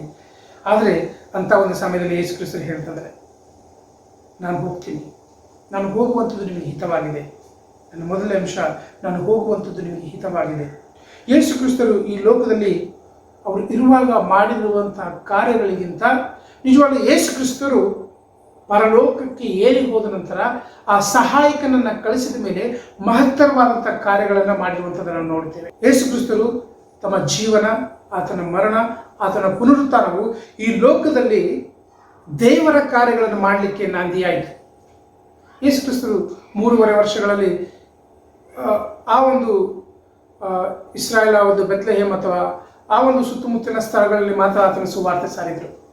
ಹೇಗೆ ಪವಿತ್ರಾತ್ಮರು ತಮ್ಮ ಕಾರ್ಯಗಳನ್ನು ಹೇಗೆ ಪ್ರಾರಂಭಿಸಿದರು ಅಂತಂದಾಗ ನೋಡಿ, ನಾವೆಲ್ಲರೂ ಕೂಡ ವಿಚಾರ ಮಾಡಿದಾಗ ಯೇಸು ಕ್ರಿಸ್ತರ ಕಾಲದಲ್ಲಿ ಅವರು ಒಂದು ಸಮಯಕ್ಕೆ ಒಂದು ಮೀಟಿಂಗನ್ನು ಮಾಡಲಿಕ್ಕೆ ಸಾಧ್ಯ ಆಗ್ತಿತ್ತು. ಒಂದು ಸಮಯಕ್ಕೆ ಅಲ್ಲಿರುವಂಥ ಸ್ವಲ್ಪ ಜನಗಳಿಗೆ ಅವ್ರಿಗೆ ಕಾಣಿಸ್ಕೊಳ್ಬೋದಾಗಿತ್ತು. ಅಲ್ಲಿರುವಂಥ ಜನಗಳಿಗೆ ಯಾರಾದರೂ ಅನಾರೋಗ್ಯ ಆಗಿತ್ತು ಅವರಿಗೆ ಸ್ವಸ್ಥ ಮಾಡ್ಬೋದಾಗಿತ್ತು. ಅಲ್ಲಿ ಯಾರೆಲ್ಲರೂ ಸೇರ್ತಾ ಇದ್ರು ಆ ಸ್ಥಳಗಳಲ್ಲಿ ಆತನ ಸುವಾರ್ತೆ ಸಾರ್ತಾ ಇದ್ದ ಅನೇಕ ಜನಗಳು ಅದನ್ನು ಅನುಭವಿಸ್ತಾ ಇದ್ರು. ಆದರೆ ಯೇಸು ಕ್ರಿಸ್ತರು ಯಾಕೆ ಹೇಳ್ತಾ ಇದ್ದಾರೆ, ನಾನು ಹೋಗುವುದು ನಿಮಗೆ ಹಿತವಾಗಿದೆ. ಪವಿತ್ರಾತ್ಮರು ಯೇಸು ಕ್ರಿಸ್ತರು ಹೋದ ಮೇಲೆ, ಅವರು ಕಳಿಸಿದ ಮೇಲೆ ನಿಜವಾಗಲೂ ಎಂಥ ಮಹತ್ತರವಾದಂಥ ಕಾರ್ಯಗಳಾಗುತ್ತೆ. ಇಡೀ ಸರ್ವ ಲೋಕಕ್ಕೆ ಸುವಾರ್ತೆ ಸಾರಲ್ಪಡುತ್ತೆ. ದೇವರು ಪವಿತ್ರಾತ್ಮರನ್ನು ಹೇಗೆ ಉಪಯೋಗ ಮಾಡಿಕೊಂಡಿದ್ದಾರೆ. ಸಾಧಾರಣವಾದಂಥ ಜನಗಳು, ಅಷ್ಟು ಶಿಕ್ಷಣ ಪಡೆಯದವರು, ಬಲಹೀನರು, ಭಯಪಡುವಂಥವರು, ನಿಜವಾಗಲೂ ಲೋಕದಲ್ಲಿ ಅಷ್ಟೊಂದು ಪರಿಚಯಸ್ಥರಿಲ್ಲದಂಥ ಸಾಧಾರಣವಾದಂಥ ಜನಗಳು, ಅವರಲ್ಲಿ ಯಾವುದೇ ಥರವಾದಂಥ ಯೋಗ್ಯತೆಗಳು ಅವರಲ್ಲಿ ಇರಲಿಲ್ಲ. ಆದರೆ ಯೇಸು ಕ್ರಿಸ್ತರು ಅವರನ್ನು ಹಿಡಿದು ತನ್ನ ಶಿಷ್ಯರನ್ನಾಗಿ ಮಾಡಿಕೊಂಡು ಪವಿತ್ರಾತ್ಮರು ಅವರಲ್ಲಿ ವಾಸಿಸುವ ಹಾಗೆ ಮಾಡಿ ಆ ಸಹಾಯಕನನ್ನು ಕಳಿಸಿ ಸುವಾರ್ತೆಯನ್ನು ಇಡೀ ಲೋಕಕ್ಕೆ ಸಾರುವ ಹಾಗೆ ದೇವರು ತನ್ನ ಕಾರ್ಯವನ್ನು ಮಾಡಿದರು. ಸಹೋದರ ಸಹೋದರಿಯರೇ, ಯೇಸು ಕ್ರಿಸ್ತರ ಸುವಾರ್ತೆ ಬಲಹೀನವಾದಂಥ ಜನಗಳನ್ನು ಉಪಯೋಗ ಮಾಡಿಕೊಂಡು ಪವಿತ್ರಾತ್ಮರು ಆ ಸಹಾಯಕರ ರೀತಿಯಲ್ಲಿ ಬಂದು ಅವರಿಗೆ ಅನೇಕ ರೀತಿಯಲ್ಲಿ ಅವರಿಗೆ ಸಹಾಯ ಮಾಡಿದರು. ಅನೇಕ ಜನಗಳಿಗೆ ಸಾಕ್ಷಿಯಾಗಿ ಅವರು ಸುವಾರ್ತೆ ಸಾರಲ್ಪಟ್ಟರು. ಈ ಶಿಷ್ಯರು ಯೇಸು ಕ್ರಿಸ್ತರ ಶಿಷ್ಯರಾಗಿ ಮಾಡಲ್ಪಟ್ಟಾಗ ಅವರ ಜೀವನದ ಮುಂದೆ ಏನಾಗುತ್ತೋ ಅನ್ನೋಂಥ ಯಾವುದೇ ಥರವಾದಂಥ ಅವರಿಗೆ ಗುರಿಗಳಿರಲಿಲ್ಲ. ಏನಾಗುತ್ತೋ ಅನ್ನೋಂಥ ಅರಿವು ಕೂಡ ಅವರಿಗಿರಲಿಲ್ಲ. ಅವ್ರು ಯಾವ ಥರ ಸಾಯ್ತಾರೆ ಎಂಬುದಾಗಿ ಅವರಿಗೆ ಗೊತ್ತಿಲ್ಲ. ಅದನ್ನು ನೋಡ್ತೀವಿ. ಆ ಸಹಾಯಕರು ಬಂದಾಗ ಯೇಸು ಕ್ರಿಸ್ತರು ಫಿಸಿಕಲಿಯಾಗಿ ಈ ಲೋಕದಲ್ಲಿ ಇರುವುದಕ್ಕಿಂತ ಬಹಳ ಅಧಿಕವಾದಂಥ ಕಾರ್ಯಗಳನ್ನು ದೇವರು ಪವಿತ್ರಾತ್ಮರ ಆ ಸಹಾಯದ ಮೂಲಕವಾಗಿ ಮಾಡಿರುವಂಥದ್ದನ್ನು ನೋಡ್ತೇವೆ. ಇಂದು ಸಹೋದರ ಸಹೋದರಿಯರೇ, ನಮ್ಮಲ್ಲಿ ಅನೇಕರು ನಾವು ಶಿಷ್ಯರಾಗಿದ್ದೀವಿ. ನಾವು ಸಭೆಗೆ ಬರುವಾಗ, ದೀಕ್ಷಾಸ್ನಾನ ಪಡೆಯುವಾಗ ನಮಗೆ ಲೌಕಿಕವಾದಂಥ ಯಾವುದೇ ಥರವಾದಂಥ ಜ್ಞಾನಗಳಿರಲಿಲ್ಲ. ನನಗೆ ಚೆನ್ನಾಗಿ ಗೊತ್ತಿದೆ, ಸಭೆಯಲ್ಲಿ ಹೇಗೆ ಶರ್ಟ್ ಹಾಕ್ಕೊಳ್ಬೇಕು, ಹೇಗೆ ಬಟ್ಟೆ ಹಾಕ್ಕೊಳ್ಬೇಕು, ಯಾವ ಥರ ತಲೆ ಬಾಚ್ಕೊಳ್ಬೇಕು, ಹೇಗೆ ನಾವು ಶಿಸ್ತುಬದ್ಧವಾಗಿರಬೇಕು, ಹೇಗೆ ಇನ್ನೊಬ್ಬರಿಗೆ ಸುವಾರ್ತೆ ಸಾರಬೇಕು, ಬೈಬಲ್ ಹೇಗೆ ಓದಬೇಕು, ಪ್ರಾರ್ಥನೆ ಹೇಗೆ ಮಾಡಬೇಕು, ಹೇಗೆ ಇನ್ನೊಬ್ಬರನ್ನ ಸಭೆಗೆ ಆಹ್ವಾನ ಮಾಡಬೇಕಂತ ಕಲಿಸಿಕೊಡುವಂಥ ಈ ಬಾಲ ಬೋಧನೆಗಳನ್ನು ನಾವೆಲ್ಲರೂ ಕೂಡ ನೆನೆಸ್ಕೊಳ್ಬೋದು. ನಿಜವಾಗ್ಲೂ ನನಗೆ ಚೆನ್ನಾಗಿ ಗೊತ್ತಿದೆ. ನಮಗೆ ಯಾವ ಥರ ಸತ್ಯವೇದನ ಓದಬೇಕು, ಯಾವ ಥರ ಪ್ರಾರ್ಥನೆಯನ್ನು ಹಂತ ಹಂತವಾಗಿ ಮಾಡಬೇಕಂತೇಳಿ ಕಲಿಸಿಕೊಡುವಂಥ ಆ ದಿನಗಳನ್ನು ನಾವು ನೆನೆಸ್ಕೊಳ್ತೀವಿ. ಇದರಲ್ಲಿ ನಾವು ಅನೇಕರು ಅದಕ್ಕೆ ಸಾಕ್ಷಿಗಳಾಗಿದ್ದೇವೆ. ನಾವು ಯೇಸು ಕ್ರಿಸ್ತರನ್ನು ಸ್ವೀಕಾರ ಮಾಡಿದಾಗ, ನಮ್ಮ ದೀಕ್ಷಾಸ್ನಾನ ನಾವು ಪಡೆದಾಗ, ನಾವು ನಿಜವಾಗಲೂ ಲೋಕದಲ್ಲಿ ಬಹಳ ಬಲಹೀನರಾಗಿದ್ದೀವಿ. ನಮಗೇನೂ ತಿಳಿಯದ ರೀತಿಯಲ್ಲಿ ನಾವು ಜೀವಿಸ್ತಾ ಇದ್ದೀವಿ. ಆದರೆ ಸಹೋದರ ಸಹೋದರಿಯರೇ, ನಿಜವಾಗಲೂ ಯೇಸು ಕ್ರಿಸ್ತರ ಒಂದು ಪವಿತ್ರಾತ್ಮನ ಬಲವು ನಮಗೆ ಬಹಳ ಸಹಾಯ ಮಾಡಿರುವಂಥದ್ದನ್ನು, ದೇವರು ಪವಿತ್ರಾತ್ಮನ ಸಹಾಯಕನು ನಮ್ಮನ್ನು ಬಹಳ ಅದ್ಭುತ ರೀತಿಯಲ್ಲಿ ಉಪಯೋಗ ಮಾಡಿರುವಂಥ ವಿಷಯವನ್ನು ನಾವು ನೋಡಿದ್ದೇವೆ. ಹೀಗೆ ನಾವು ಏನು ತಿಳಿಯದ ರೀತಿಯಲ್ಲಿ ಜೀವಿಸುವಾಗ ಯೇಸು ಕ್ರಿಸ್ತರ ಒಂದು ಪುನರುತ್ಥಾನದ ಮೂಲಕವಾಗಿ ಆತನ ಆ ಶಿಲುಬೆಯ ಪ್ರೀತಿಯನ್ನು ನಾವು ಅರ್ಥ ಮಾಡಿಕೊಂಡು ನಾವೆಲ್ಲರೂ ಕೂಡ ಶಿಷ್ಯರಾದಾಗ ಖಂಡಿತವಾಗಿ ಹೇಗೆ ಸಾಧಾರಣವಾದಂಥ ನಮ್ಮ ಅನೇಕ ಜನಗಳನ್ನು ದೇವರು ಉಪಯೋಗ ಮಾಡಿಕೊಂಡಿದ್ದಾರೆ. ಆ ಒಂದು ಕಾಲದಲ್ಲಿ ಕೂಡ ಯೇಸು ಕ್ರಿಸ್ತರು ಈ ಒಂದು ಸಾಧಾರಣವಾದಂಥ ಜನಗಳನ್ನೇ ಉಪಯೋಗ ಮಾಡಿಕೊಂಡು ಲೋಕದ ಎಲ್ಲ ಸ್ಥಳಗಳಲ್ಲಿ ಹೋಗಿ ಆತನ ಸುವಾರ್ತೆಯನ್ನು ಸಾರಲಿಕ್ಕೆ ದೇವರು ಆ ಸಹಾಯಕನ ಮೂಲಕವಾಗಿ ಅವರಿಗೆ ಸಹಾಯ ಮಾಡಿದ್ದಾರೆ. ಸಹೋದರ ಸಹೋದರಿಯರೇ, ನಿಜವಾಗಲೂ ಆ ಸಹಾಯಕನ ಶಬ್ದಕ್ಕೆ ನಾವು ಕಿವಿಗೊಡ್ತೀವ. ಆ ಸಹಾಯಕನ ಶಬ್ದ ಅದು ನಿಜವಾಗಲೂ ಅದು ನಮಗೆ ಕೇಳಿಸುವಂಥ ಶಬ್ದವಲ್ಲ, ನಿಜವಾಗಲೂ ನಮ್ಮ ಹೃದಯದಲ್ಲಿ ಗಲಭೆಯನ್ನು ಉಂಟು ಮಾಡುವಂಥದ್ದಲ್ಲ, ನಿಜವಾಗಲೂ ಅದು ನಮಗೆ ಎಚ್ಚರಿಸುವಂಥ ಒಂದು ಶಬ್ದವಾಗಿದೆ. ಅನೇಕ ಸಮಯಗಳಲ್ಲಿ ಒಂದು ವೇಳೆ ಆ ಪವಿತ್ರಾತ್ಮರ ಆ ಸಹಾಯಕರ ಒಂದು ಶಬ್ದವನ್ನು ನಾವು ಕೇಳಿದೆಯಾದರೆ, ಆ ಒಂದು ವಕೀಲರ ಒಂದು ಶಬ್ದವನ್ನು ನಾವು ಕೇಳಿದೆಯಾದರೆ ನಮ್ಮ ಜೀವನದಲ್ಲಿ ಮಹತ್ತರವಾದಂಥ ಬದಲಾವಣೆಗಳನ್ನು ನಾವು ತಂದುಕೊಳ್ತೀವಿ. ನಮಗಿಂತ ನಾವು ಏನು ಯೋಚನೆ ಮಾಡ್ತೀವೋ ಅದಕ್ಕೂಂತ ಉನ್ನತವಾದಂಥ ಕೆಲಸಗಳನ್ನು ಮಾಡಲಿಕ್ಕೆ ಸಾಧ್ಯವಾಗುತ್ತೆ. ಇದು ಹೇಗೆ ಸಾಧ್ಯ ಆಗುತ್ತೆ ಅಂದರೆ ಅದು ಪವಿತ್ರಾತ್ಮರು ದೇವರು ನಮ್ಮನ್ನು ಉಪಯೋಗ ಮಾಡಿಕೊಳ್ಳುತ್ತಾರೆ. ನಾವು ಆವಾಗಲೇ ಒಂದು ವಚನದಲ್ಲಿ ನೋಡಿದ್ವಿ, ಯೋಹಾನ ಬರೆದ ಸುವಾರ್ತೆ 16ನೇ ಅಧ್ಯಾಯ ವಚನ 7ರಲ್ಲಿ ಹೇಳಿದ ಹಾಗೆ, ನಾನು ನಿಮಗೆ ಸತ್ಯವಾಗಿ ಹೇಳುತ್ತೇನೆ ಕೇಳಿರಿ, ನಾನು ಹೋಗುವುದು ನಿಮಗೆ ಹಿತಕರವಾಗಿದೆ. ಹೇಗೆಂದರೆ ನಾನು ಹೋಗದಿದ್ದರೆ ಆ ಸಹಾಯಕನು ನಿಮ್ಮ ಬಳಿಗೆ ಬರುವುದಿಲ್ಲ. ನಾನು ಹೋದರೆ ಆತನು ನಿಮ್ಮ ಬಳಿಗೆ ಕಳಿಸಿಕೊಡುತ್ತೇನೆ. ಆತನು ಬಂದು ಪಾಪ, ನೀತಿ, ನ್ಯಾಯ ತೀರ್ಪಿಕೆ ವಿಷಯಗಳಲ್ಲಿ ಲೋಕಕ್ಕೆ ಅರಿವನ್ನು ಹುಟ್ಟಿಸುವನೆಂಬುದಾಗಿ. ಈ ಒಂದು ವಿಷಯದ ಮೇಲೆ ನಾವು ಗಮನ ಕೊಟ್ಟಾಗ ಆ ಪವಿತ್ರಾತ್ಮರು ನಮಗೆ ಸಹಾಯಕರಾಗಿ ನಮಗೆ ಪಾಪದ ಅರಿವನ್ನು ಹುಟ್ಟಿಸುತ್ತಾರೆ. ಈ ಪವಿತ್ರಾತ್ಮರು ಹೇಗೆ ನಮ್ಮಲ್ಲಿ ಕಾರ್ಯ ಮಾಡ್ತಾರೆ ಅಂದರೆ ಪಾಪದ ಅರಿವನ್ನು ಹುಟ್ಟಿಸುತ್ತಾರೆ. ಅನೇಕ ಜನಗಳು, ಅನೇಕ ಶಿಷ್ಯರು, ದೇವರಾದುಕೊಂಡಂಥವರು ಆ ಶಬ್ದಕ್ಕೆ ಕಿವಿಗೊಟ್ಟು ತಮ್ಮ ಜೀವನದ ಅನೇಕ ಪಾಪಗಳಿಂದ ದೂರವಾಗಿ ನೀತಿವಂತಿಕೆ ಜೀವನ ನಡೆಸುವಂಥದ್ದನ್ನು ನಾವು ನೋಡ್ತೇವೆ. ಅನೇಕ ನಮ್ಮ ಸಹೋದರರು ನಮ್ಮ ಮಧ್ಯದಲ್ಲಿ ಸಾಕ್ಷಿಗಳಾಗಿದ್ದಾರೆ.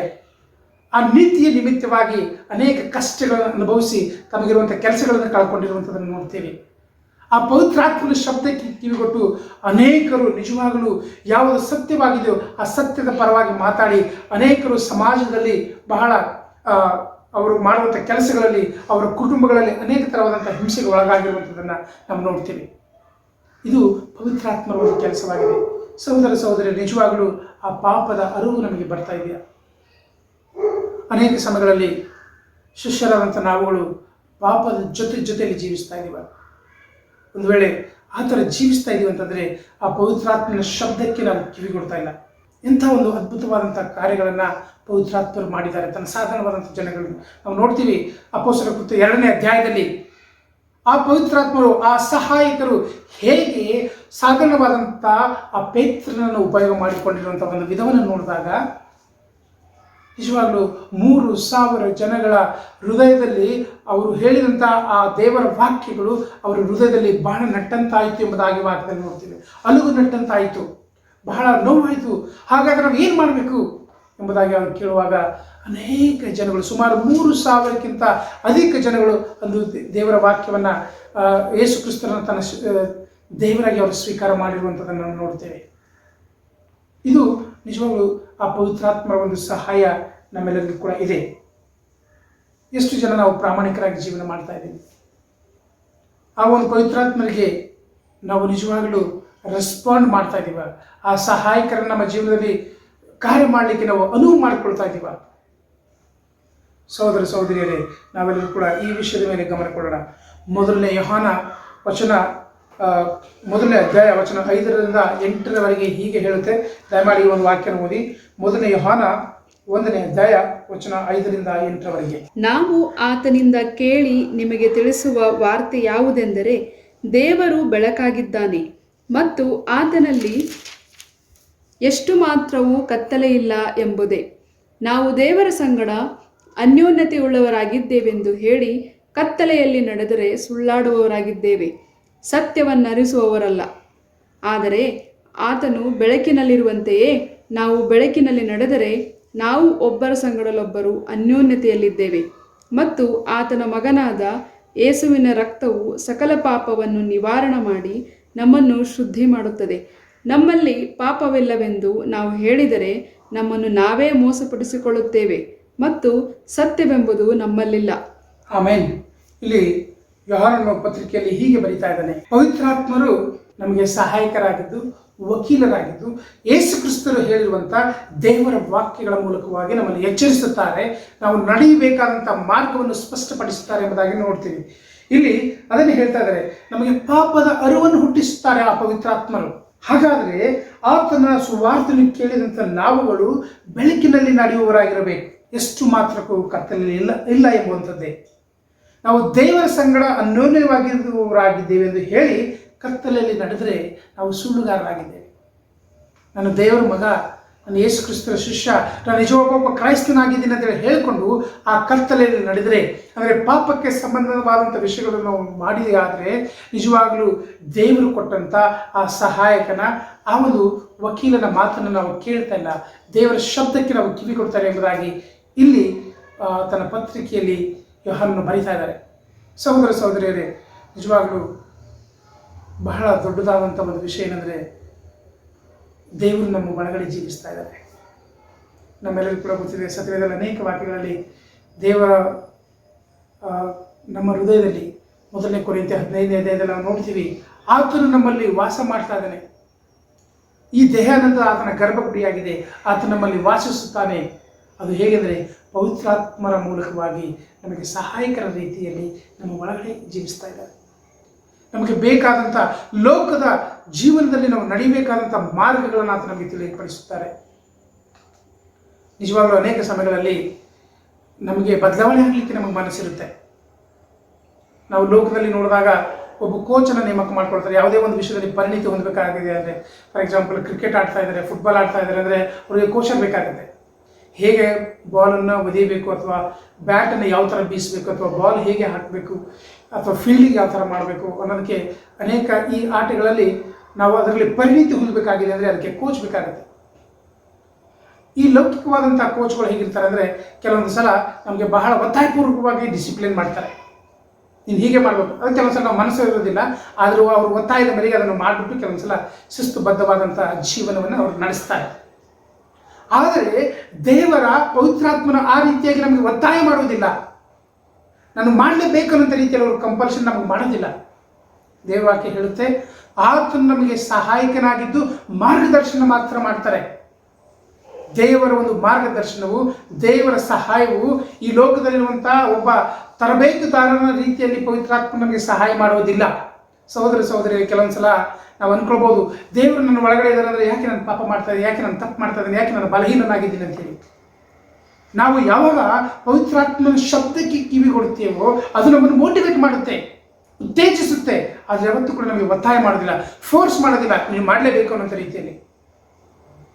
ನಿಜವಾಗ್ಲೂ ದೇವರು ತನ್ನ ಶಕ್ತಿಯನ್ನು, ತನ್ನ ಸಾಮರ್ಥ್ಯವನ್ನು ಬಲಹೀನವಾದಂಥ ಮನುಷ್ಯರಾದಂಥ ನಮ್ಮ ಮೇಲೆ ಯಾವತ್ತೂ ಉಪಯೋಗ ಮಾಡಿಕೊಂಡಿಲ್ಲ. ಸಹೋದರ ಸಹೋದರಿಯರೇ, ಸತ್ಯವೇದದಲ್ಲಿ ಅನೇಕ ವಾಕ್ಯಗಳನ್ನು ನೋಡ್ತೀವಿ. ಪವಿತ್ರಾತ್ಮನು ನಮ್ಮ ವಿಷಯದಲ್ಲಿ ಮನೋವ್ಯತಿಯುಳ್ಳವನಾಗಿದ್ದು ಶಬ್ದ ಇಲ್ಲದಂಥ ಧ್ವನಿಯಲ್ಲಿ ನಮಗೋಸ್ಕರ ಅವರು ಬಹಳ ಪರಿತಪಿಸ್ತಾರೆ, ದೇವರಲ್ಲಿ ಬೇಡ್ಕೊಳ್ತಾರೆ ಎಂಬುದಾಗಿ ನಾವು ವಾಕ್ಯದಲ್ಲಿ ನೋಡ್ತೀವಿ. ಒಂದು ವೇಳೆ ಸರ್ವಶಕ್ತನಾದಂಥ ದೇವರು ನಮ್ಮನ್ನು ಫೋರ್ಸ್ ಮಾಡಿದರೆ ನಮ್ಮ ಜೀವನಗಳು ಹೇಗಿರ್ತಿತ್ತು? ನಿಜವಾಗ್ಲೂ ನಮ್ಮ ಜೀವನಗಳು ಚೆನ್ನಾಗಿರ್ತಾ ಇಲ್ಲ. ದೇವರು ತನ್ನ ಶಕ್ತಿಯನ್ನು ಬಲಹೀನವಾದಂಥ ನಾವು ಮನುಷ್ಯರಲ್ಲಿ ಆತನ ಉಪಯೋಗ ಮಾಡಲಿಲ್ಲ. ಆತನ ವಾಕ್ಯಗಳು ನಮ್ಮ ಮೇಲೆ ಭಾರವಾದವುಗಳಲ್ಲ ಎಂಬುದಾಗಿ ದೇವರ ವಾಕ್ಯ ನಾವು ನೋಡ್ತೀವಿ. ಆತನು ನಮ್ಮ ಮೇಲೆ ಭಾರ ಹಾಕಲಿಲ್ಲ. ನಾವು ಇದೇನಾದರೂ ಮಾಡಬೇಕಾಗಿದೆಯೋ ದೇವರು ನಮ್ಮ ಮೇಲೆ ತೋರಿಸಿದಂಥ ಪ್ರೀತಿಪೂರ್ವಕವಾಗಿ, ಹೃದಯಪೂರ್ವಕವಾಗಿ ಮಾಡುವಂಥ ಒಂದು ಕಾರ್ಯಗಳು, ಪ್ರೀತಿ, ಸಂತೋಷ, ಸಮಾಧಾನ, ದೀರ್ಘಶಾಂತಿ, ಕರುಣೆ, ಈ ಎಲ್ಲ ಕಾರ್ಯಗಳು ಕೂಡ ದೇವರ ಪವಿತ್ರಾತ್ಮನ ವರಗಳಿಂದ ಬರುವಂಥ ಒಂದು ಫಲಗಳು ಎಂಬುದಾಗಿ ನಾವು ನೋಡ್ತೀವಿ. ಈ ಫಲಗಳನ್ನು ನಾವು ಒಂದು ವೇಳೆ ಸಂತೋಷವಾಗಿ ಬೇರೆಯವರ ಹಿತಕ್ಕಾಗಿ, ನಮ್ಮ ಆತ್ಮಿಕ ಜೀವನಕ್ಕಾಗಿ ಒಂದು ವೇಳೆ ಉಪಯೋಗ ಮಾಡಿಕೊಂಡಿದ್ದೇ ಆದರೆ ಸಹೋದರ ಸಹೋದರಿಯರೇ, ನಿಜವಾಗ್ಲೂ ನಮ್ಮ ಜೀವನಗಳಲ್ಲಿ ಪರಿವರ್ತನೆ ಬರುವಂಥದ್ದನ್ನು ನಾವು ನೋಡ್ತೇವೆ. ನಾವು ನಿಜವಾಗ್ಲೂ ಆ ಪಾಪದ ಪರಿಜ್ಞಾನವನ್ನು ನಾವು ಪಡ್ಕೊಳ್ತಾ ಇದ್ದೀವ, ಅಥವಾ ಪಾಪದ ವಿರುದ್ಧವಾಗಿ ನಾವು ಹೋರಾಡ್ತಾ ಇದ್ದೀವ, ನೀತಿವಂತಿಕೆ ಪರವಾಗಿ ನಾವು ಜೀವಿಸಲಿಕ್ಕೆ ನಾವು ಪ್ರಯಾಸ ಪಡ್ತಾ ಇದ್ದೀವ. ಒಂದು ವೇಳೆ ನೀವು ನೀತಿಯ ಫಲವಾಗಿ ನೀವು ಜೀವಿಸ್ತಾ ಇದೆಯಾದರೆ ಖಂಡಿತವಾಗಿ ಸಹೋದರ ಸಹೋದರಿ, ನಿಮ್ಮೆಲ್ಲರೂ ಕೂಡ ನಾನು ಹೇಳ್ತೀನಿ, ನಾವು ನಿಜವಾಗ್ಲೂ ಪವಿತ್ರಾತ್ಮರು ನಮ್ಮ ಜೀವನದಲ್ಲಿ ಕಾರ್ಯ ಮಾಡ್ತಾ ಇದ್ದಾರೆ. ಸಾಧಾರಣವಾದಂಥ ಜನಗಳು ಅನೇಕ ಉನ್ನತವಾದಂಥ ಕಾರ್ಯಗಳನ್ನು ಮಾಡಿರುವಂಥದ್ದನ್ನು ನೋಡ್ತೇವೆ. ನಾವು ಸಾಧಾರಣವಾದಂಥ ಜನಗಳಿದ್ರೂ ಕೂಡ ನಮ್ಮಲ್ಲಿರುವ ಆತನು ಸರ್ವಶಕ್ತನಾಗಿರುವುದರಿಂದ, ನಮ್ಮಲ್ಲಿ ಒಳಗಡೆ ಇರುವಂಥವನು ಬಹಳ ಉನ್ನತವಾಗಿರುವುದರಿಂದ ನಿಜವಾಗಲೂ ನಾವು ಉನ್ನತವಾದಂಥ ಕಾರ್ಯಗಳನ್ನು ನಾವು ಮಾಡಲಿಕ್ಕೆ ಸಾಧ್ಯವಾಗುತ್ತೆ. ಹಾಗಾಗಿ ಇಲ್ಲಿ ವಾಕ್ಯದಲ್ಲಿ ಹೇಳಿದ ಹಾಗೆ ನಮ್ಮಲ್ಲಿ ಪಾಪವಿಲ್ಲವೆಂದು ನಾವು ಹೇಳುವುದಾದರೆ ನಮ್ಮನ್ನು ನಾವು ಮೋಸ ಮಾಡಿಕೊಳ್ಳುತ್ತೇವೆ. ಪವಿತ್ರಾತ್ಮನ ಕೆಲಸ ಮಾಡಲಿಕ್ಕೆ ನಾವು ಆಸ್ಪದ ಕೊಡ್ತಾ ಇಲ್ಲ. ನಾನು ಒಳ್ಳೆಯವನಾಗಿದ್ದೀನಿ ಅನ್ನೋದಕ್ಕೆ ತೋರಿಸ್ಕೊಳ್ಳೋದಕ್ಕೋಸ್ಕರ ನಾವು ಜೀವಿಸ್ತಾ ಇದ್ದೀವಿ. ಸಹೋದರ ಸಹೋದರಿಯರ, ನಿಜವಾಗಲೂ ನಾವು ಈ ಪವಿತ್ರಾತ್ಮನ ಶಬ್ದಕ್ಕೆ ನಾವು ಕಿವಿಗೊಡಬೇಕು. ಆ ಪವಿತ್ರಾತ್ಮರು ಮಾಡುವಂಥ ಕಾರ್ಯಗಳ ವಿಷಯದಲ್ಲಿ ನಾವೆಲ್ಲರೂ ಕೂಡ ಬಹಳ ಯೋಚಿಸಬೇಕಾಗಿದೆ. ಯೇಸು ಕ್ರಿಸ್ತರ ಆ ಒಬ್ಬ ಸಹಾಯಕನು, ದೇವರ ತ್ರಾಯಕ ದೇವರ ಇನ್ನೊಂದು ರೂಪವಾಗಿರುವಂಥ ಈ ಪವಿತ್ರಾತ್ಮರು ನಮಗೆ ಸಹಾಯಕರಾಗಿದ್ದಾರೆ. ನಾವು ಕಲಿತಿದ್ದೀವಿ ಇವತ್ತು ಹೇಗೆ ಪವಿತ್ರಾತ್ಮರು ಒಬ್ಬ ಸಾಧಾರಣವಾದಂಥ ಮನುಷ್ಯರ ಜೀವನಗಳಲ್ಲಿ ಹೇಗೆ ಉನ್ನತವಾದಂಥ ಕಾರ್ಯಗಳನ್ನು ಮಾಡಿದರು. ಯೇಸು ಕ್ರಿಸ್ತರು ಹೋದ ಮೇಲೆ ಅನೇಕ ಬದಲಾವಣೆಗಳು ಈ ಲೋಕದಲ್ಲಿ ಬಂದವು.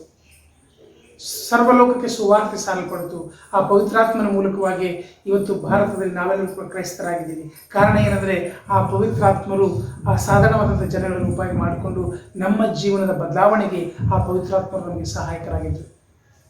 ಈ ಒಂದು ಕಾರಣದಿಂದಲೇ, ಆ ಪವಿತ್ರಾತ್ಮ ಸಹಾಯ ಇರೋದ್ರಿಂದಲೇ ದೇವರನ್ನು ನಂಬಿದಂಥ ಮಕ್ಕಳಾದಂಥ ನಾವುಗಳು ಯಾರೆಲ್ಲರೂ ಆತನ ವಾಕ್ಯಗಳಲ್ಲಿ ನೆಲೆಗೊಂಡವರಾಗಿದ್ದಾರೋ ಅವರು ಪಾಪ, ನ್ಯಾಯ, ನೀತಿಗಳ ಪರವಾಗಿ ಮಾತಾಡುವಂಥವರಾಗಿದ್ದಾರೆ. ಮತ್ತು ದೇವರು ಯಾವತ್ತೂ ಕೂಡ ತನ್ನ ಶಕ್ತಿಯನ್ನು ಬಲಹೀನವಾದಂಥ ಮನುಷ್ಯರ ಮೇಲೆ ಅವರು ಉಪಯೋಗ ಮಾಡಿಕೊಂಡಿಲ್ಲ. ನಾವೆಲ್ಲರೂ ಕೂಡ ಈ ವಾಕ್ಯಗಳನ್ನು ಹೃದಯಕ್ಕೆ ತೆಗೆದುಕೊಳ್ಳೋಣ. ನಿಮ್ಮೆಲ್ಲರೂ ಕೂಡ ಎನ್ಕರೇಜ್ ಮಾಡ್ತೀನಿ ಬ್ರದರ್ಸ್ ಆ್ಯಂಡ್ ಸಿಸ್ಟರ್ಸ್. ಯೇಸು ಕ್ರಿಸ್ತರ ಶಿಲುಬೆಯನ್ನು ನಾವು ನೆನೆಸ್ಕೊಳ್ಳೋಣ. ಅವರು ಮಹಾಶಕ್ತರಾಗಿದ್ದರೂ ಕೂಡ ನಮಗೋಸ್ಕರವಾಗಿ ಆ ಶಿಲುಬೆಯ ಮರಣವನ್ನು ಅನುಭವಿಸಿರುವಂಥ ವಿಧವನ್ನು ನಾವು ನೋಡೋಣ. ನಾನು ನಂಬ್ತೀನಿ ನಮ್ಮೆಲ್ಲರ ಜೀವನದಲ್ಲಿ ಆ ಪವಿತ್ರಾತ್ಮನ ಸಹಾಯಕರನ್ನು ನಮ್ಮ ಜೀವನದಲ್ಲಿ ಉನ್ನತವಾದಂಥ ಕಾರ್ಯಗಳನ್ನು ಮಾಡಿಕೊಳ್ಳಿಕ್ಕೆ ನಮ್ಮ ಹೃದಯಗಳನ್ನು ಅಲವು ಮಾಡೋಣ, ನಮ್ಮ ಹೃದಯಗಳನ್ನು ತೆರೆಯೋಣ. ಅವಾಗ ಬಹಳ ಉನ್ನತವಾದಂಥ ಕಾರ್ಯಗಳನ್ನು ಮಾಡಲಿಕ್ಕೆ ಸಾಧ್ಯವಾಗುತ್ತೆ. ಯಾವಾಗ ದೇವರ ಶಬ್ದಕ್ಕೆ ನಾವು ಕಿವಿಗೊಡುತ್ತೇವೋ ಖಂಡಿತವಾಗಿ ಈ ಲೋಕದ ಪ್ರಯಾಣದಲ್ಲಿ ಅನೇಕ ಕಷ್ಟ, ದುಃಖ, ಅನೇಕ ತೊಂದರೆಗಳ ಮಧ್ಯದಲ್ಲಿ ನಾವು ಸಾಕ್ಷಿಗಳಾಗಿ, ರಕ್ತ ಸಾಕ್ಷಿಗಳಾಗಿ, ಕ್ರಿಸ್ತನ ವಿಶ್ವಾಸಿಗಳಾಗಿ ಈ ಲೋಕದ ಪ್ರಯಾಣವನ್ನು ಮುಗಿಸಲಿಕ್ಕೆ ಸಾಧ್ಯವಾಗುತ್ತೆ. ನಾನು ನಂಬ್ತೀನಿ ಈ ವಿಷಯಗಳಿಗೆ ಸಹಾಯ ಆಗಿದೆ ಅಂಥೇಳಿ. ಆ ಪವಿತ್ರಾತ್ಮ ತ್ರಾಯಕ ದೇವರು, ಆ ಸಹಾಯಕನು ನಮ್ಮೆಲ್ಲರ ಜೀವನಗಳನ್ನು ಉಪಯೋಗ ಮಾಡಿಕೊಳ್ಳಿ. ನಮ್ಮ ಮೂಲಕವಾಗಿ ಅನೇಕ ಜನಗಳು, ಕೇವಲ ನಾವು ಒಂಥರ ಇನ್ಸ್ಟ್ರೂಮೆಂಟ್ ಥರ, ಒಂದು ಯಾವುದೋ ಒಂದು ಪಾತ್ರೆ ರೀತಿಯಲ್ಲಿ ನಾವು ಇದ್ದೀವಿ. ಆ ಪವಿತ್ರಾತ್ಮ ನಮ್ಮನ್ನು ಒಳಗಡೆ ಇರೋದ್ರಿಂದ ನಾವು ಅನೇಕ ಕಾರ್ಯಗಳು ಮಾಡ್ತೀವಿ. ಇದು ಬಹಳ ದೊಡ್ಡದಾದಂಥ ಒಂದು ವಿಷಯ ಇದೆ. ನಾವೆಲ್ಲರೂ ಕೂಡ ದೇವರ ಕಾರ್ಯವನ್ನು ಪರಿಪೂರ್ಣ ಮಾಡ್ತಾ ಇದ್ದೀವಿ. ಇದು ಸಾಧಾರಣವಾದಂಥ ಒಂದು ವಿಷಯ ಇಲ್ಲ. ಸುವಾರ್ತೆ ಸಾರುವಂಥದ್ದು, ಅನೇಕರಿಗೆ ಯೇಸು ಕ್ರಿಸ್ತರ ಪ್ರೀತಿಯನ್ನು ಹಂಚುವಂಥದ್ದು ದೇವರ ಪರವಾಗಿ ನಾವು ಮಾಡುವಂಥ ಒಂದು ಕಾರ್ಯವಾಗಿದೆ. ಆವಾಗ ನಾವು ಸತ್ಯವೇದದಲ್ಲಿ ಒಂದು ವಾಕ್ಯವನ್ನು ನೋಡಿದ್ದೀವಿ. ನಾವೆಲ್ಲರೂ ಕೂಡ ಕ್ರಿಸ್ತನ ರಾಯಭಾರಿಗಳಾಗಿದ್ದೇವೆ. ಆ ಒಂದು ಸುವಾರ್ತೆ ಸಾರುವಂಥ ಒಂದು ರಾಯಭಾರಿಗಳಾಗಿದೆ. ಹಾಗಾಗಿ ರಾಯಭಾರಿಗಳಾದಂಥ ನಾವುಗಳು, ನಮ್ಮ ಸಾಧನ, ನಮ್ಮ ಬಲ ಏನಂದರೆ ಆ ಪವಿತ್ರಾತ್ಮನ ನಮ್ಮ ಒಳಗಡೆ ಜೀವಿಸ್ತಾ ಇರುವಂಥ ಪವಿತ್ರಾತ್ಮರ ಒಂದು ಸಹಾಯವನ್ನು ನಾವು ತೆಗೆದುಕೊಳ್ಳುವುದಾದರೆ, ಆ ವಕೀಲರ ಒಂದು ಸಹಾಯವನ್ನು ನಾವು ತೆಗೆದುಕೊಳ್ಳುವುದಾದರೆ ಈ ಲೋಕದಲ್ಲಿ ಅನೇಕ ವಿಷಯಗಳನ್ನು ಜಯಿಸಬಹುದು. ಅದಕ್ಕೆ ಯೇಸು ಕ್ರಿಸ್ತರು ತಮ್ಮ ವಾಕ್ಯದಲ್ಲಿ ಹೇಳ್ತಾರೆ, ನೀವು ಧೈರ್ಯವಾಗಿರಿ, ಲೋಕವನ್ನು ನಾನು ಜಯಿಸಿದ್ದೇನೆ. ಅದು ಜಯಿಸಿರುವಂಥದ್ದು ಅದು ನಮ್ಮ ನಂಬಿಕೆಯೇ. ಸೈತಾನನ ತಲೆಯನ್ನು ಜಜ್ಜಿದಂಥ ಯೇಸು ಕ್ರಿಸ್ತರು, ನಾವು ಕೂಡ ಅದೇ ಸಾಮರ್ಥ್ಯದಲ್ಲಿ ಸೈತಾನನ ತಲೆಯನ್ನು ಜಜ್ಜುವಂಥ ಸಾಮರ್ಥ್ಯವು ದೇವರು ನಮಗೆ ಕೊಡ್ತಾರೆ. ಹೀಗೆ ದೇವರು ಈ ವಾಕ್ಯವನ್ನು ಆಶೀರ್ವದಿಸಲಿ. ಈ ಒಂದು ಸಮಯದಲ್ಲಿ ನಾವು ಕರ್ತನ ಭೋಜನದಲ್ಲಿ ಪಾಲ್ಗೊಳ್ಳೋಣ. ನಾವು ಈ ಒಂದು ಸಮಯದಲ್ಲಿ ರೊಟ್ಟಿ ಮತ್ತು ದ್ರಾಕ್ಷರಸಕ್ಕಾಗಿ ಪ್ರಾರ್ಥನೆ ಮಾಡೋಣ. ನಾವು ಆತನ ಶಿಲುಬೆಯ ಪ್ರೀತಿಯನ್ನು ಅರ್ಥ ಮಾಡಿಕೊಂಡು ಇದರಲ್ಲಿ ನಾವು ಭಾಗವಹಿಸೋಣ. ರೊಟ್ಟಿ ಮತ್ತು ದ್ರಾಕ್ಷರಸಕ್ಕಾಗಿ ಪ್ರಾರ್ಥನೆ ಮಾಡೋಣ. ಭೂಪರಲೋಕಗಳ ಒಡೆಯನೇ, ಸರ್ವಶಕ್ತನೇ, ಜೀವ ಸ್ವರೂಪನಾದಂಥ ತಂದೆಯಾದ ದೇವರೇ, ನಿಮ್ಮ ಪವಿತ್ರವಾದಂಥ ನಾಮಕ್ಕೆ ಸ್ತೋತ್ರವಾಗಲಿ. ನೀವು ನಮಗಾಗಿ ಪಟ್ಟಂಥ ಪಾಡುಗಾಗಿ, ನೀವು ನಮಗಾಗಿ ಸುರಿಸಿದಂಥ ರಕ್ತಕ್ಕಾಗಿ, ನೀವು ನಮ್ಮ ಮೇಲೆ ತೋರಿಸಿದಂಥ ಪ್ರೀತಿಗಾಗಿ ಸ್ತೋತ್ರಗಳನ್ನು ಹೇಳುತ್ತೇವೆ. ಯೇಸುವೆ, ನಿಮ್ಮ ಪರಿಶುದ್ಧ ನಾಮದಲ್ಲಿ ನಾವು ಇವತ್ತು ಕ್ರೈಸ್ತರಾಗಿದ್ದೀವಿ, ಶಿಷ್ಯರಾಗಿದ್ದೀವಿ. ಅದಕ್ಕೆ ಕಾರಣಕರ್ತರು ನೀವಾಗಿದ್ದೀರಾ.